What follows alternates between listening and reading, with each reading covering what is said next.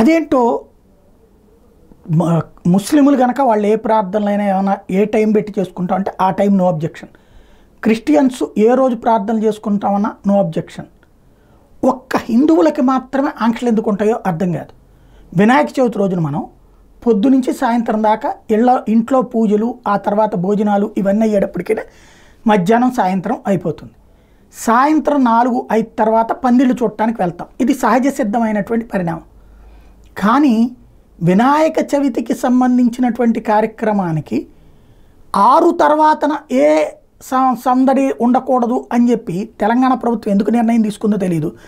హైదరాబాద్లో వినాయకుడి మండపాలు ఏర్పాటు చేసి తప్పనిసరిగా అనుమతి తీసుకోవాలన్నారు పోలీసులు. నో డౌట్ మంచిది. ఆగస్టు 27 నుంచి సెప్టెంబర్ 6 వరకు ఒక పోలీస్ వెబ్సైట్ ఇచ్చారు, అందులో అప్లై చేసుకోమన్నారు. 2 బాక్సుల టైపు లౌడ్ స్పీకర్లు మాత్రం వాడాలన్నారు. Very good. అయితే రాత్రి 10 గంటల నుంచి ఉదయం 6 గంటల వరకు వాటి వినియోగించొద్దన్నారు.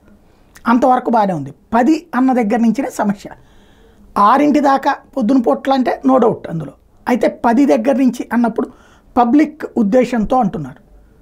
బాగుంది. అయితే ఇది మొదటి రోజు కూడానా? వినాయక చవితి రోజు సాధారణంగా రాత్రి 12-1 గంట దాకా కూడా ఉంటారు. ఆ రోజు వరకు ఎగ్జామ్షన్ ఇస్తే బాగుంటుంది. లేదంటే ప్రజలు వేరేగా ఫీల్ అయ్యే అవకాశం ఉంటుంది.